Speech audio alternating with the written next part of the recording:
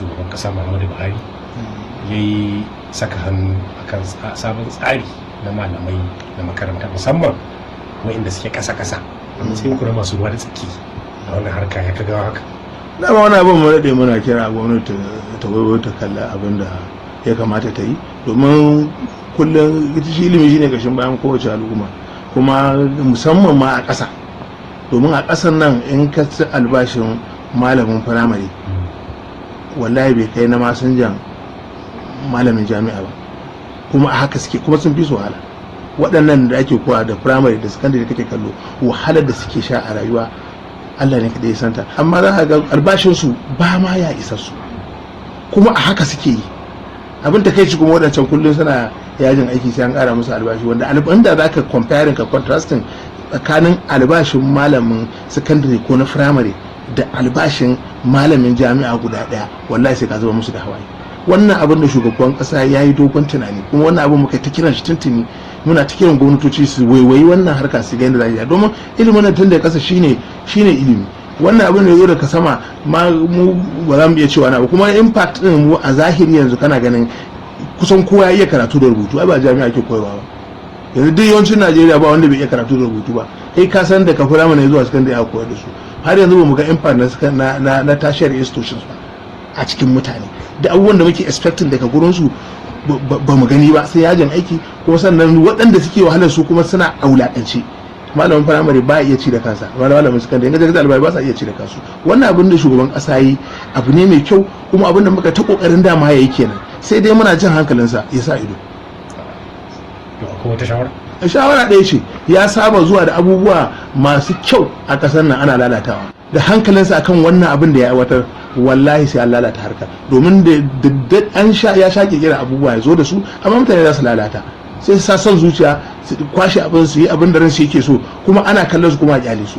Amma yanzu idan tunda bamu san dalilin da ya sa shugaban kasa ya bara ba ya furta abin da tunda ba tsari aka, mun dai ta surutai muna ta jan hankali a gyara harkar ilimi, mun ta surutai da yawa, bamu san yanzu abin da ya sa rana tsaka ya wayi gari kawai ce ya ƙara albashin nan ba, kuma ya ƙara lokacin ma shekarun malami, domin ka san idan malami ya zama qualified and professional to aiki ya fi morarsa, an fi amfanuwa da shi. Gashi da mu yana ya sa karanta, sannan kuma ya rade a tsarin aikin, ya fi waɗanda suke shigowa waɗannan sababbin graduate ɗin da suke shigowa, ya fi su amfani sau ɗari, ya fi su amfani sau ɗari, fi su gogewa, ya fi sanin abin, kuma yana da ilimin, ya saba da yara. To wannan abin da shugaban ƙasa ya abu ne mai kyau, kuma mun gode masa.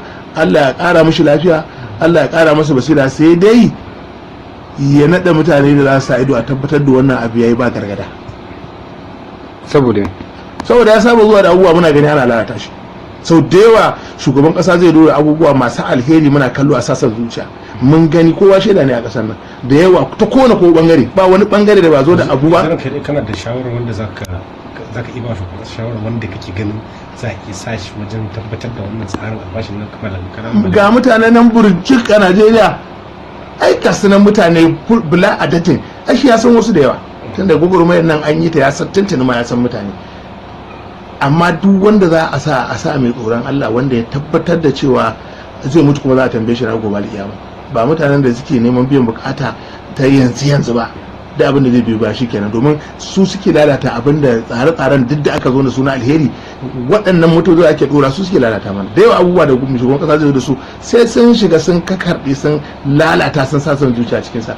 A saka mutumin da zai yi iya bakin kokarinsa ya ga wannan abu ya yiwu, kuma idan ya kuskure a hukunta shi kowaye.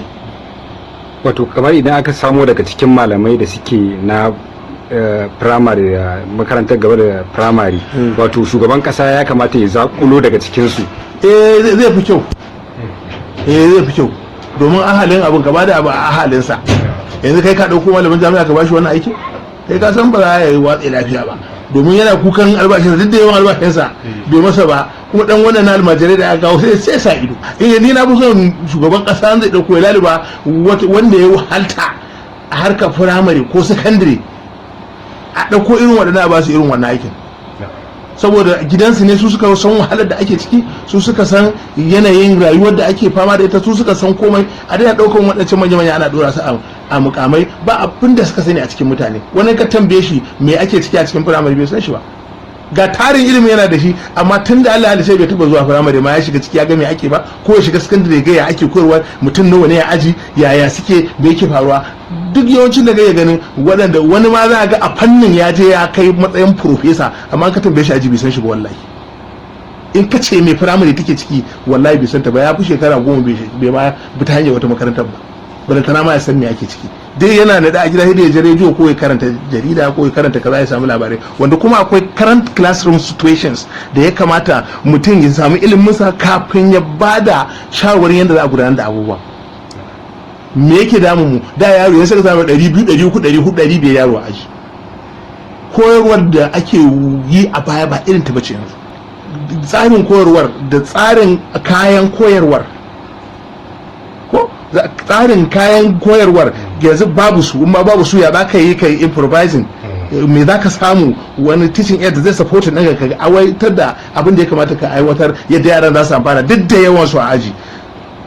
Yanzu sai a tara aji 10 malami da, tunda a ka'ida mutum 40 ne zuwa 50 ya kamata a ce suna aji, yanzu ana sa mutum 500 400. Wallahi na shiga aji na ga mutum 500 a aji, yara 500 a aji. To wani mai ilimi zai iya koya waɗannan yara a nan Kano? Wato akwai buƙatar cewa gwamnati ta shigo ta ƙara bunƙasa ainihin makarantun gaba da firamare na kwarai kuwa ya kamata a ƙara ba su a ba daga mun san an yi ƙoƙari, ko wannan gwamnatin ta Kano na san ta yi ƙoƙarin gina makarantu. To ya za a gyara?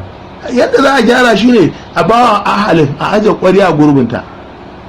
In za a yi naɗi harkar ilimin firamare ko ilimin sakandare, a ɗauko ahalin gidan a bashi, wanda ya san meye matsalar gidan kuma shi sai da zai warware ta. Amma ka ɗauko mutumin da ya karanta aikin noma ko aikin kaza ka zo ka ce mai shine zai zo gudanar da harkar ilimi, kaga za a samu matsala. Ko wanda yake tsarin harkar ilimin ka bashi ilimin, kuma in ya yi ruwa in ahalin gidan ne, amma dai in dai akan tsarin ilimin yake ka bashi ilimin, ya taɓa yin koyarwa a gurin, ya san aikin, ya san me firamare, ya san me firamare take ciki, ka bashi. Ko ka ya taɓa koyarwa a sakandare, ya san me sakandare take ciki, ka bashi. In ka bashi sai ka ga in ka haɗa shi da wanda ka ɗauko ba bai san ma me ake ciki ba, bai san tsarin gudanarwa, bai san me matsalolin ba, ka ce shi zaka danka, ai ka ga masa matsala za a samu. Kan ma ya je ya fahimci abin sannan ya zo ya bada shawara yadda za a gyara, ai kaga an samu koma ba. Wato ku dai kuna murna da wannan kari da shugaban kasa ya yi ma malaman firamare da na gaba da firamare? Allah ya masa albarka, Allah ya shugaban kasa albarka. Wannan abu da mun dade muna kira a yi shi. Kullum muka ji malamin jami'a yana yajin aiki akan ƙara masa kuɗi ko na allowance nasa, wallahi kamar an zubar da hawaye haka nake ji.